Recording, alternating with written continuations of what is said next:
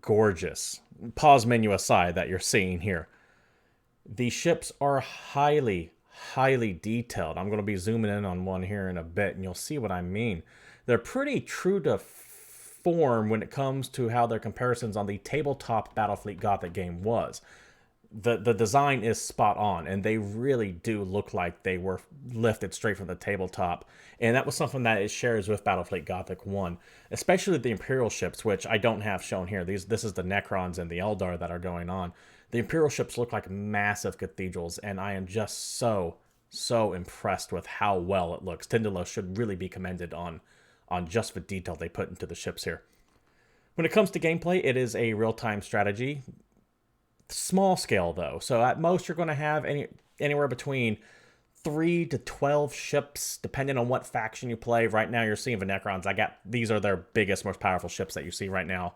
They're the battleships, so you can't really take too many of them into the fight because each fight is capped at a certain number of points. You can't exceed that number of points. So it's kind of a way to keep the micromanagement down. By the way, what you're seeing here is some of the gorgeous detail on these ships. I made sure to take a nice moment to zoom in on one. So what do I mean by points? Well, the bigger the ship, the more points it has, and each map can only bring up to 1,000, 1,200, 500 points, depending on how leveled up you are as a commander. The more experience you get, the more power you can bring into a fight. Let's say you bring 3,000 points of ships into a map that you can only support 1,000. Well, as ships get destroyed, more and more ships will come in. Which brings me to one of the problems that I have with the game. Let's say I bring in 3 1,000 point maps into a battle. Or 3 1,000 point fleets, rather, into a battle. The game starts. It's, say, capped at 1,000 points. I get 1,000 points worth of ships, but I don't get to pick what ships are coming with me.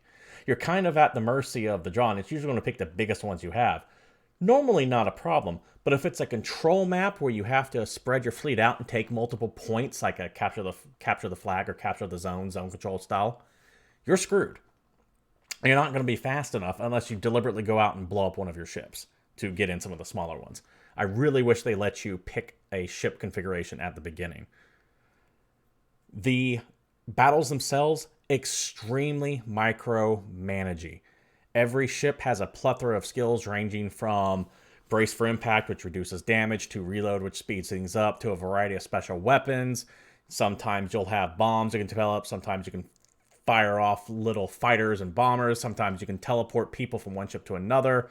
Sometimes you have probes. Sometimes you have static defenses. Sometimes you have like a pulse that wipes out all the fighters around. Other times you can charge. Each ship has a massive variety of options that go along with it, and it can get really micromanaging. You're going to be making use of that pause button or that slow down button, because in the bigger fights, like what you're seeing here, this is toward the end game here, it gets really, really hectic. And if you're playing a race that features a bunch of smaller ships, like say the Tyranids or the Orcs, their ships tend to be weaker, but you can take a whole lot of them with you.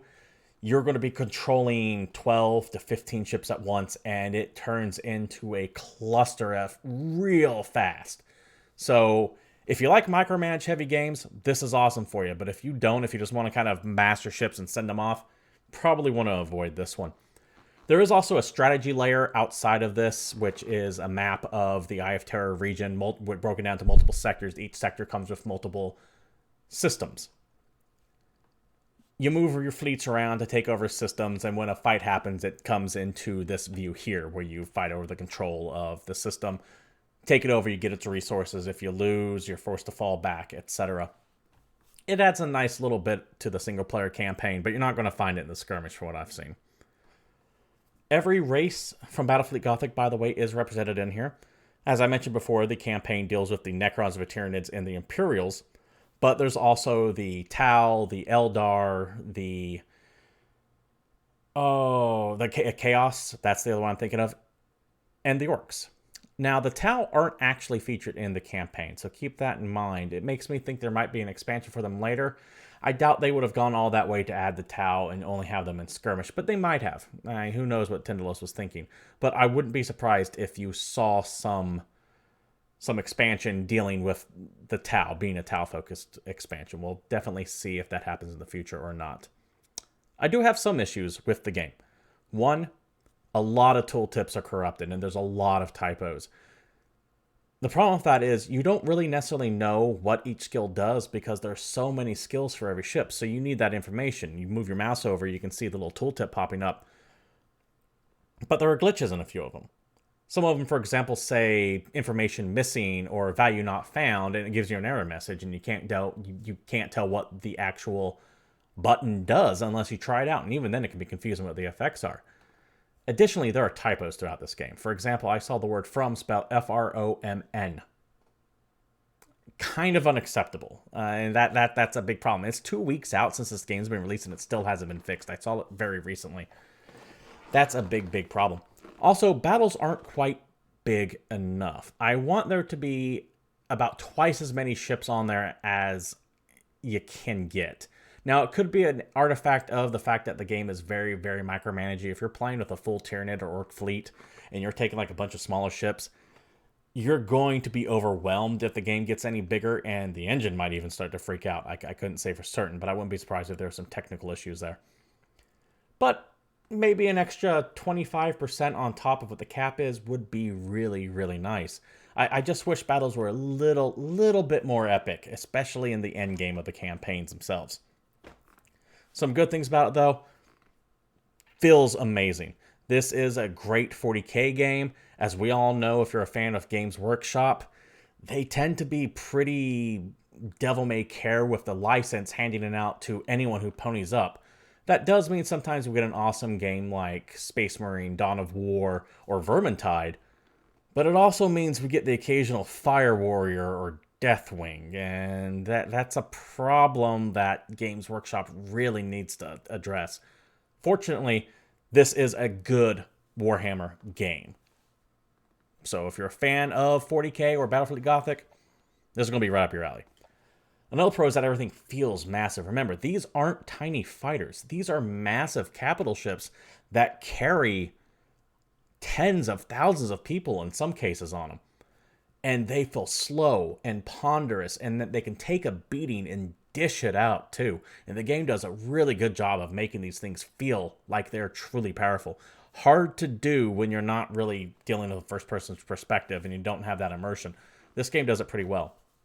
Also, every single race in Battlefleet Gothic is represented, including Vital. I know I've touched on this before, but it's important to stress that I can't think of a single ship from the discontinued Battlefleet Gothic game that did not get brought back into here and wasn't fully recreated for this game. It is awesome. I love that they did it, and it opens up room for future expansions without really having to add too much. Plus, makes Skirmish way more playable because you have so many more options. So, to sum up, it is a good real-time strategy game, not a great real-time strategy game. It does have some pacing issues. If you're not big fan of ponderous, that slow ship combat from the 18th century naval style, not going to be for you. And I don't see much of a community playing this for too long. I'm already kind of having a little bit of an issue finding people to play online with. Your results may vary. I would recommend picking it up, though. The campaign is solid. I really liked it. It does come with 3 campaigns. The Imperial one's my favorite. The Necron one's cool. The Tyranid, not so much. It is told from the point of view of the people you're trying to eat, though. So it's kind of cool that way to see them slowly start panicking and collapsing into terror as you're moving on their various territories. So yeah, I would say that this is a game worth picking up. It does have some issues, though. If you like what you see here, of course, you can like, follow, subscribe, do all that stuff. We do stream on Twitch TV/GamePoints if you want to watch us there for whatever games we've been playing. And feel free to tune in for our podcast, which goes up every Monday late at night, or you can tune in live at Twitch TV/GamePoints at 8 p.m. Pacific Standard Time. As always, thank you for watching. Once again, I'm Stephen Brown with GamePoints, and I'll see you next time.